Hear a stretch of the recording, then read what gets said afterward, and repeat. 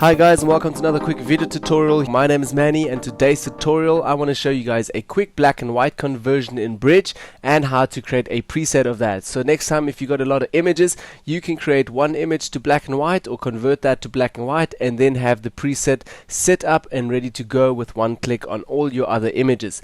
Now in the last two tutorials we discussed all about how to work with Bridge. We discussed how to work with the upper tools and with the adjustment panels, and today I just quickly going to show you guys how I work with this and create a normal black and white image. This is in no means a super nice black and white image, just my way of doing it, so have fun and let's get going. Okay, so first thing I'm going to do is double click. I'm in my content area in Bridge at the moment, and I'm going to go through to Camera Raw now and just double click on here, and it will take me directly into Camera Raw.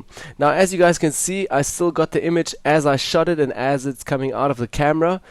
I'm going to go over to the right hand side here, click on that box, and I'm still going to say Camera Raw defaults just to be sure to set it totally back because I photoshopped on it already. So it's setting back now. Okay, so the first thing I want to do to change this to a black and white image is I want to go over to my HSL grayscale sliders over here and say convert to grayscale. So I'm going to tick off this box here, convert to grayscale, and directly you can see my image has been changed to a black and white negative or a black and white image. Now as you guys can see, it looks very flat, and I just want to give it a bit more of a push and do some small changes around it. So first thing I'm going to do is go back to my basic settings over here, and in basic settings going to move my fill light a little bit, my blacks a little bit, brightness, all of these sliders, and try what looks the best for me. First thing that I always do is with white balance and temperature, I change this to 4500. This is mostly the settings temperature I use for all my studio work. Okay, keep it there. Then exposure, would leave that for a moment. What I want to do is turn the blacks up a little bit. What I mostly do, if you're new to this program, I turn up these sliders all the way just to see how intense this stuff gets and what happens to your image.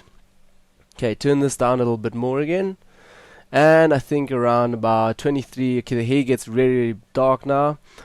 Say about 20, gonna leave it for there now, 20%. Then brightness, gonna leave that. My contrast, I want to push my contrast a little bit, push it even further and further. Not too much. Okay, say around also 35, 36%. Then clarity, I'm not going to work with that at the moment. You can sharpen your image a little bit and just boost your contrast as well a little bit, all the fine details. As you guys can, maybe you can see it. If you notice on the skin right now, the skin gets really, really sharp and just makes a bit darkish feeling on the skin. So I'm not going to work a lot with this now. If you want to change it back to 0, just highlight the number, press 0, and you're back to normal.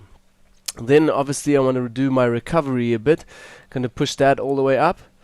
Yes, and as I notice, the skin gets very dark and looks very burned, so I'm not going to do that too much, just a little tint of that, because at the moment looks very, very bright. But I still got a secret in my pocket. I'm also able to go to HSL grayscalers again, and in here I can change my reds, orange, yellows, and all these colors and adjust these as well. So what I'm going to do now is take the reds and move them really, really down. And as you guys can see, have a look at the lips. At the lips you can see it the best. Now this was pretty much the normal exposure, and if I turn down the reds, because the lips have so many reds in it, then it just gets really, really dark and darker. Okay, I don't want to make an emo picture out of this, so I'm going to change this up again a little bit. And my orange, try that. Okay, and now we can see the skin gets very burned, so I'm not going to work a lot with orange. Obviously we've got a lot of orange in that skin. Okay, then we're going to leave it over there, 25%, and red 19%. And move back to my basic exposure, and in basic want to push the blacks a little bit more. My fill light, just give it a tint of fill light, not too much, around 3%. My exposure, I'm going to take that down just a little bit, say minus 20%, and fill light up again. Now on each image it depends what are you doing or what happens to your image or how you shot it. Each slider will do something different, so try it out, work a little bit with these sliders and try what suits you and what your style is or what you like the most. Then last tip that I got over here is in my detail slider. I want to turn up the amount just a little bit, say around 40%, just to give it a bit more of a sharpen, and radius down a little bit, say 0.5 or something over there. Yeah, 0.6 should actually be okay. Then going to move back to my basic sliders, have a look over it. It looks a bit darkish to me, so the black's maybe a tint too high. Say around 17%, okay.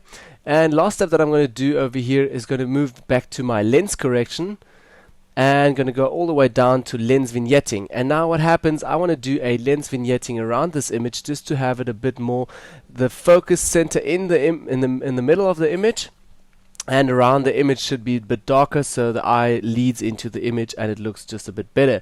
So what I'm going to do, lens vignetting, turn that all the way down and my midpoint as well, and then amount up again a little bit to see when it suits the image, because now it just pops out really a lot, but then I still would work a bit with highlights or with a fill light. But for now I'm going to turn amounts up just a little bit, keep it over there. Okay, going to move back to my basic exposure and in here fill light a little bit again. Now as you guys saw, I'm moving back and forth in these sliders and try out what really works for me. Everybody has a different approach and likes something different, so try what suits you and what you like the most.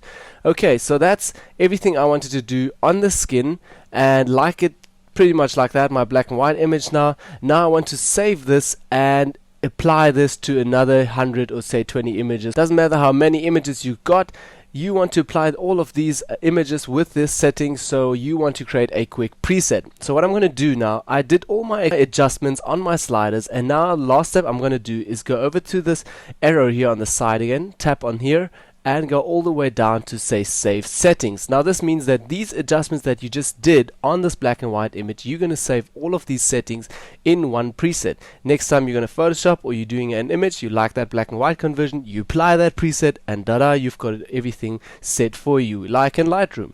Save settings, and directly you'll see a new window pop up. Save settings. Down here, subset. This means that all these adjustments that we just did are highlighted and all these adjustments will be saved. You just want to say save, yes, and now you are able in a new window to create a name for that. So what I'm going to do is say I'm going to create a black and white. Black and white, that's my name for my preset, and I'm going to hit save down here, save, and I'm done. Now I'm able to hit open object or say done, and my preset is already installed and finished and saved.